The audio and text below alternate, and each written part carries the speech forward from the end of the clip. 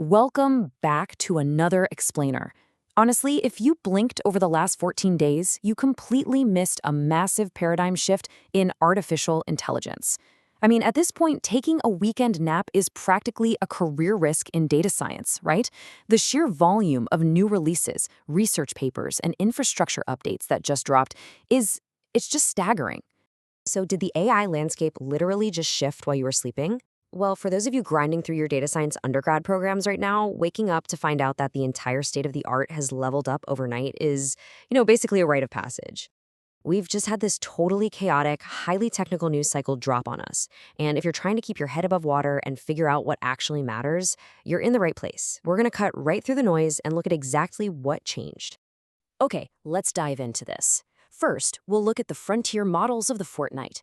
Second, we're demystifying long context and multimodal architectures. Third, we'll get into the RL and inference engines under the hood. And finally, number 4, we'll look at some real-world applied ML. All right, let's kick things off with Section 1, Frontier Models of the Fortnight. Now, what's really interesting here is that we're seeing 3 totally distinct approaches to pushing the frontier. First up, DeepSeek V4 is bringing just an immense context window to the table.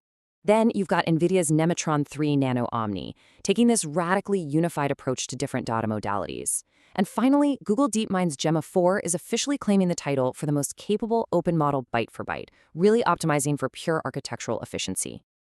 Let's zoom in on DeepSeek V4 for a second. 1 million. That is the token context window they literally just unlocked with their new API. To put that into perspective for your NLP projects, you aren't just passing a few chapters of text anymore. No, you can pass entire code bases, sprawling financial reports, or, whole libraries of research papers in a single inference call. It completely changes the game for tasks that need long horizon reasoning. It significantly lowers the barrier for developers building highly complex, context-heavy agents. And honestly, perhaps the only thing more shocking than that massive context window is a 90% price cut on their API.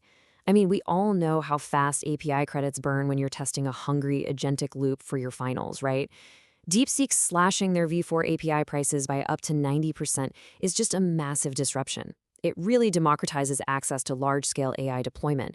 It's a huge catalyst for anyone trying to build agent-based apps without needing, a giant venture capital budget just to pay for compute.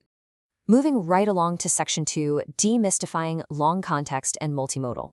So consider the traditional approach to multimodal versus what NVIDIA just released. Traditionally, isolated processing meant cobbling together a vision model, a speech-to-text model, and a language model, and then just sort of passing outputs between them in this clunky pipeline. But NVIDIA's Nematron 3 Nano Omni takes a completely unified approach. It natively processes vision, audio, and language, all within a single, highly efficient architecture. By removing that friction of translating between isolated models, it actually unlocks up to 9 times more efficient AI agents. Just imagine building a multi-model agent for your next hackathon. This unified design means drastically lower latency and way better real-time interaction. Okay, let's shift gears to Section 3, the RL and inference engine. Now, if you've been following the rise of reasoning models, you absolutely need to know about GRPO. That's Group Relative Policy Optimization. Think of it like this. Instead of hiring an expensive, dedicated tutor, which in this case would be a separate reward model, to grade every single math problem a student solves, GRPO lets the student generate several different answers to the exact same problem. The system then just evaluates those answers relative to each other. So the best answer in the group gets a high score, the worst gets a low score.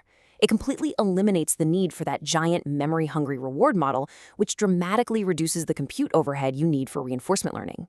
And this brilliantly illustrates why GRPO is kind of taking over.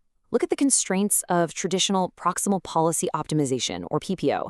PPO is incredibly resource-intensive because you have to keep the reference model, the policy model, the value model, and the reward model all in memory during training. I mean, for large-scale reasoning models, that is an absolute nightmare. But GRPO strips away that constraint entirely. Models like DeepSeek R1 rely heavily on these advanced, super-efficient post-training RL paradigms to actually achieve their reasoning capabilities without requiring just, an impossible amount of VRAM. But as we know, training is really only half the battle. We still have to serve these models. Enter speculative decoding. Imagine a senior engineer and a junior coder working together. The junior coder, which is our small draft model, rapidly types out a few lines of code predicting what comes next. Then the senior engineer, the giant, slow target model, glances at it and verifies it all at once. If the draft is right, boom, you just saved a ton of time.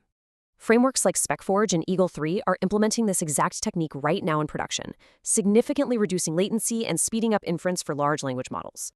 And let me tell you, the infrastructural engineering required to keep these modern mixture of experts or MOE models running, it's intense. You aren't just loading a model onto a single GPU anymore. No, you're managing expert parallelism across 32 or even 128 GPUs, constantly trying to prevent bottlenecks. But we're seeing some absolutely incredible advancements from the open source community here. We've got engines like SGLang delivering blazingly fast inference for these sparse architectures, and new frameworks like Miles enabling large-scale MOE reinforcement learning right out of the box. The software scaffolding is literally advancing just as fast as the models themselves. Let's move to Section 4 and see how this all builds into real-world applied ML breakthroughs. This is where it gets really, really exciting. Google DeepMind just announced their AI Co-Clinician. It's designed to handle clinical documentation and diagnostic reasoning, which could completely transform healthcare workflows. Over at Alibaba's Damo Academy, they've unveiled an AI model specifically for non-invasive colorectal cancer screening, so they're literally using applied ML to save lives.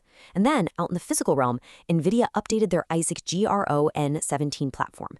This is an open reasoning vision language action model that's providing the brains for the next generation of humanoid robots. The sheer velocity of applied research right now is just breathtaking. So, the crucial point here, and this brings us to a really interesting perspective regarding Tencent's recent open source releases. Yes, they dropped a massive 295 billion parameter MOE model, but the real takeaway is their focus on what they call the harness layer. They're arguing that the real arena where the agent era will be won is the engineering scaffolding of tools, memory, and workflows. It's not just about who has the biggest model anymore, right? It's about the infrastructure that actually allows these agents to reliably execute tasks, store memories, and coordinate with each other. Which leaves us with this final kind of provocative question to consider. As you chart your own course in data science, is the true moat in AI the model weights themselves, or is it the agentic scaffolding, the inference engines, and the highly optimized infrastructure surrounding them? Because models will inevitably commoditize, but the hardcore engineering required to make them actually useful in the real world, that might just be where the highest impact lies for your career. So think about that as you dive back into your code. Thanks for joining me on this explainer, and keep building.